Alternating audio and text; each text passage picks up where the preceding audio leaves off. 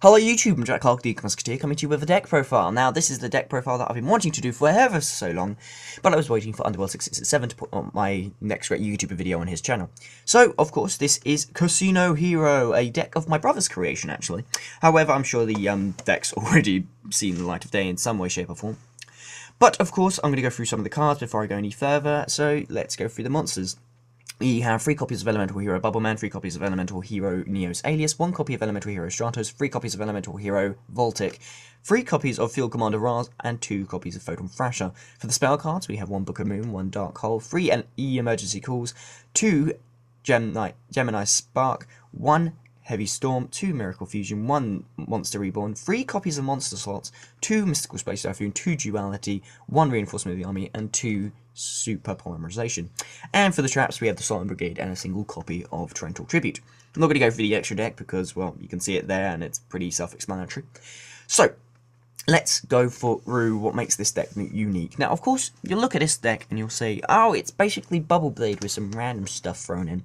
And that is pretty much true, and however, I do like this deck a hell of a lot. It's really a good lot of fun, and it also implements cards that have not seen any kind of competitive play, but still have potential, and it places them in a professional in a more competitive context, so to speak. That card I'm mainly talking about is Field-Commnader Rahz and Monster Slots. So, okay, Field-Commnader Rahz. So, I don't know about you, but a while ago, Dad, who I'm subscribed to, is an amazing YouTuber, who I wish would do more content. But Dad did a video in which he was talking about cards that were good, but didn't see any competitive play, or didn't have ways of using them as effectively or efficiently as they should be. Field-Commnader Rahz was one of those cards. Now, for those of you unaware, Field-Commnader Rahz, when it's normal summoned or special summoned, you're allowed to select 1 level 4 or lower warrior type monster from your deck, and you can place it on the top of your deck, except you can't choose another copy of Rahz, which is very good. Of course, you look at it and you're like, okay, so it's susceptible to Veiler, like a lot of things, but also it doesn't actually amount you any advantage, which is bad. It just lets you manipulate your next draw. But of course, this goes hand in hand with Monster Slots perfectly, and I love this deck. It's so much fun. So, of course, for those of you unaware of Monster Slots, it allows you to banish a monster in your graveyard, and then you can get to draw and reveal a card, and then if the drawn and revealed card is of the same level as the monster you banished for the effect of Monster Slots, then you get to special summon it. So even on the face of it, if you're not even able to get the right level, you still get a very, very respectable 0 in terms of card advantage. You banish a monster in your graveyard, and you basically get to draw a card. Now, you do have to give your opponent knowledge of what you draw because of the revealing part of the effect. But if you play this card correctly, most of the time you will be special summoning, considering that all the monsters are level 4, mind you.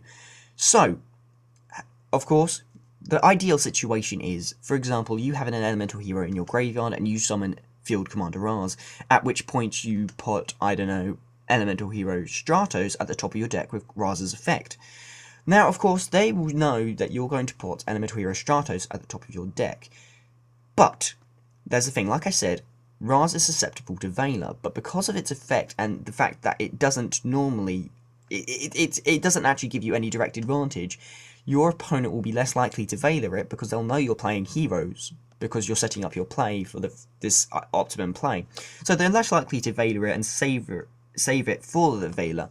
However, of course, you use Rahz's effect, put the Stratos at the top of your deck, activate Monster Slots, at which point you banish, I don't know, elemental hero Neos Alius, and then you get to summon the Stratos. Of course, your opponent may Veiler then and there, but if they do, then of course you've still got the conditions to summon any rank 4 XCs, and if they don't, then you get to add a copy of Neos Alius or Bubbleman or even Voltic to your hand for even more shenanigans. Now, another card in this deck, of course, like I said, that doesn't really feature in Bubble Blade decks at all, really, is Elemental Hero Voltic, which I've also got in this deck. Now, of course, Elemental Hero Voltic is quite weak, and it's also a Thunder type monster, so it doesn't get, it can't be used for the XE summoning of a Blade Armor Ninja or a Heroic Challenger Excalibur.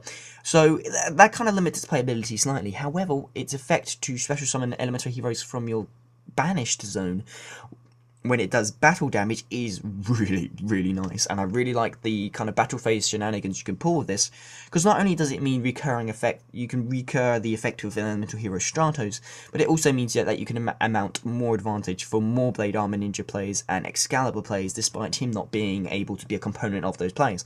It allows you to get more field presence on the field, and of course it is an elemental hero, so it gets all the elemental hero support. It's another light for elemental hero The Shining, and I really like it, and I think it's a very underrated card. So that's pretty much it. Of course, this deck can pull off most of the combos that a Bubble Blade deck can do, and then some. So whether or not it's better than a Bubble Blade deck or not is, of course, questionable, and it's up to personal preference. I personally think this deck is more fun, so whether or not it's better or not, kind of irrelevant to me. But of course, please try this out on Dueling Network, and give me your thoughts and your opinions in the comments down below, or as a video response. Like, this is so much fun. I mean, of course, got the classic Bubble Blade play where, look, I've got a hand of Stratos, a couple of emergency calls, and a load of back row, and then you just OTK from there. And of course, this deck can do that with even more weird, groovy combos to get your opponent off guard. But yep, that's pretty much it. Like I said, comments and video responses down below with your opinions and thoughts on the deck. But that's pretty much it. I'm Jack Clark, the Eagle here. More videos out to you soon. But until then, goodbye.